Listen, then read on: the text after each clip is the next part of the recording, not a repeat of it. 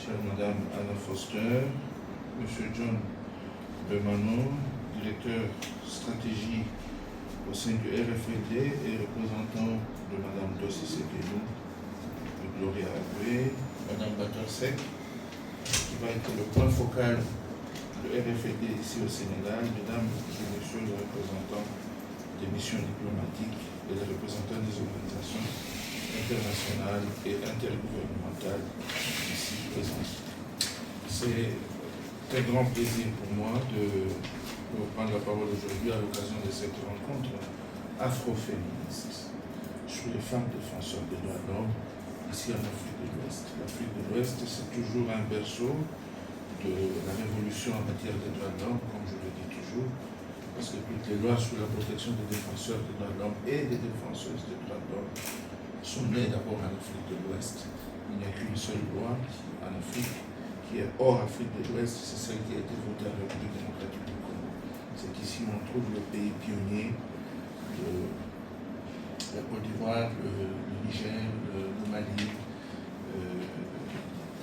et deux autres pays. Permettez-moi dans un premier temps d'exprimer ma gratitude au RFED pour cette invitation qui m'a été lancée et de le féliciter comme tous mes prédécesseurs l'ont fait pour le lancement de ce bureau de Dakar dont nous allons célébrer aujourd'hui l'ouverture. J'adresse tout particulièrement mes remerciements et félicitations à la directrice Dossi Sekenou Gloria Agwe, dont l'excellent leadership a permis la concrétisation de ce projet.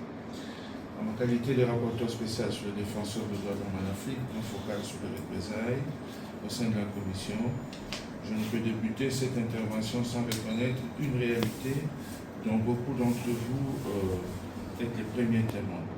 C'est le fait que la situation des défenseurs des droits de l'homme et des peuples sur notre continent s'est nettement détériorée ces dernières années. Être défenseur des droits de l'homme, c'est devenu un travail assez dangereux. Dans de nombreux pays, l'espace civique se rétrécit de plus en plus. Ce n'est pas une hypothèse d'école, c'est des choses qui sont documentées et qui sont certaines si vous suivez le rapport que nous faisons chaque fois à la Commission africaine. L'espace civique se rétrécit, les libertés d'association et de réunion, ainsi que la liberté d'expression qui les accompagne, sont de plus en plus soumis aux pressions. Et l'on assiste davantage à la multiplication des lois et des pratiques qui restreignent le travail des défenseurs des droits de l'homme, a fortiori des femmes ou des défenseuses des droits de l'homme. Cette réalité monte en puissance dans les pays en proie aux conflits armés et aux attaques terroristes, dans les pays du Sahel. C'est quelque chose d'assez fort documenté. Si vous voyez le rapport qu'a fourni le FDH dernièrement sur la situation des défenseurs des droits de l'homme dans les pays du Sahel, un petit rapport, mais très condensé qu'ils ont fourni, vous vous en rendrez effectivement compte. C'est l'importance, encore une fois, d'avoir ce genre de réseau ici pour pouvoir travailler sur tous ces pays-là qui sont en Afrique de l'Ouest. Parfois, c'est pour des questions de paix et de sécurité que le travail même des défenseurs des droits de l'homme est mis en difficulté. Dans ce contexte, les défenseurs, hommes et femmes, sont parfois confrontés à des défis auxquels ils ne peuvent pas faire face tout seuls s'ils ne se mettent pas ensemble, s'ils ne font pas la mutualisation des efforts, comme c'est le cas de ce qui est en train de se faire actuellement à travers ce bureau qui va démarrer aujourd'hui. Dans beaucoup de situations, les femmes défenseurs des droits de l'homme vivent des situations de violence assez extrêmes. Si déjà les hommes sont violentés, le régime n'hésite plus à violenter également les femmes, à les taire, à faire taire leur voix, chaque fois qu'elles cherchent à défendre des situations, notamment la violence basée sur le genre.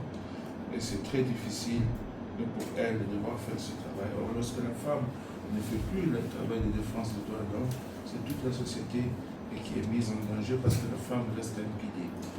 Moi, je dis toujours à ma femme qu'elle est le pilier dans la maison, même si elle ne le comprend pas. Parce que c'est elle qui finalement peut accéder à tous les enfants comme elle veut, à son mari, à leur intimité, à l'intimité du papa, des enfants, c'est elle la pièce maîtresse, alors que les enfants, pour nous les parents, pour nous les hommes, à un certain âge, à partir de 10-11 ans, tu deviens déjà un corps étranger alors qu'ils permettent aux mamans d'avoir encore accès à eux. C'est la même chose qu'on peut transposer également au niveau de nos sociétés.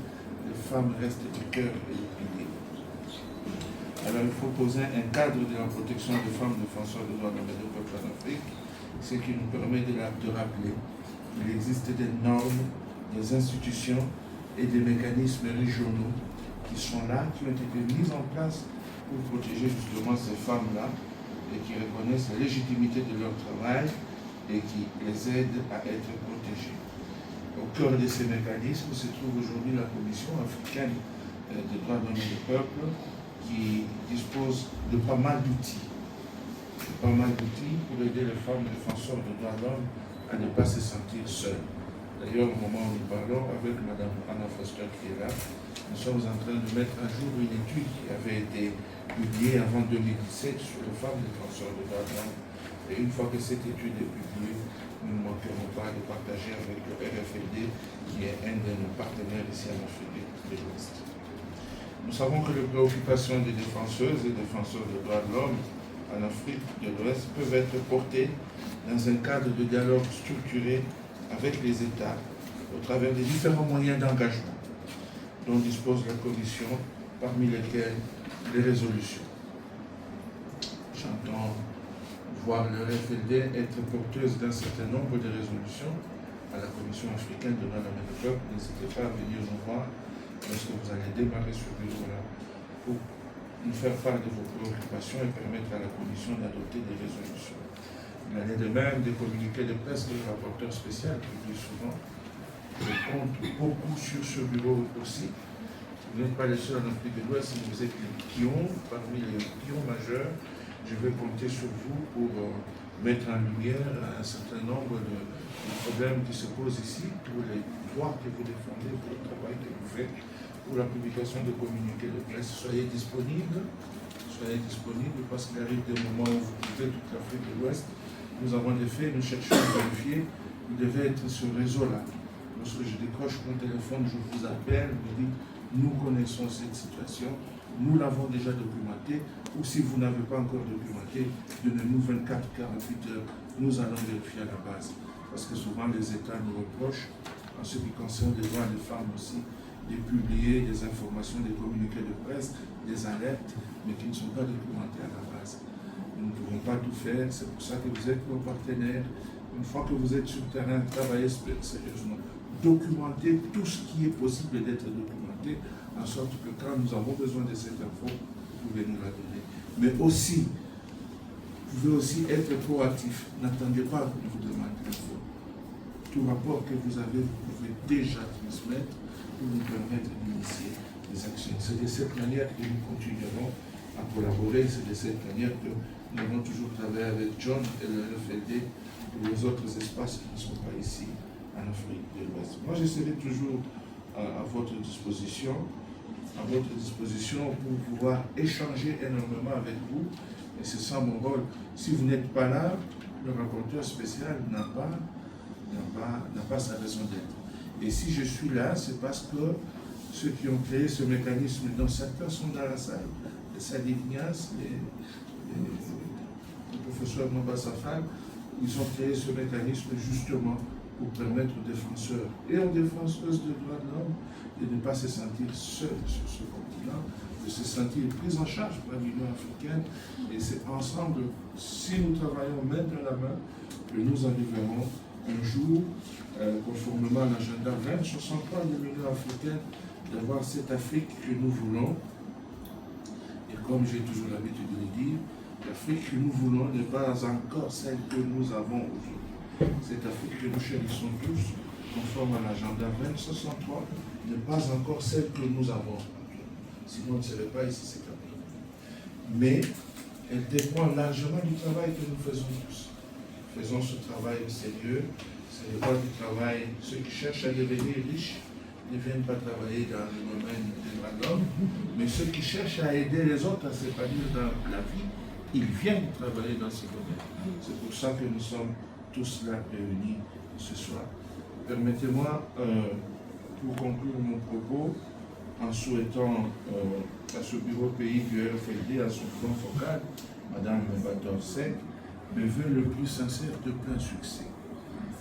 Ce bureau ne sera pas seulement un espace de travail, mais que ce soit également un espace de vie où les femmes peuvent venir, pas se réfugier physiquement, mais se réfugier psychologiquement en se confiant à vous, en vous donnant leurs problèmes. Que ce soit aussi un centre d'impulsion. Ne restez pas, vous avez un beau cadre en haut. Nous avons été dans votre bureau, on nous l'a fait visiter. Je peux vous rassurer que je n'ai pas ce type de bureau à Banjou. Je n'ai pas non plus à Kinshasa. C'est un cadre de réflexion dans lequel vous devez, chaque jour le matin quand vous arrivez, transformer ce bureau en situation room, en salle de crise. Chaque jour, vous devez vous dire, est-ce que j'ai amélioré la situation des femmes en Afrique de l'Ouest? Est-ce qu'il n'y a pas quelque chose que je n'ai pas encore fait? Ne partez jamais satisfait de votre bureau. Dites-vous toujours que je n'ai pas bien travaillé aujourd'hui. Demain pourrait être meilleur. C'est comme ça que je dis souvent à mes étudiants, lorsque je leur donne cours, je leur dis toujours, si vous quittez cet auditoire avec la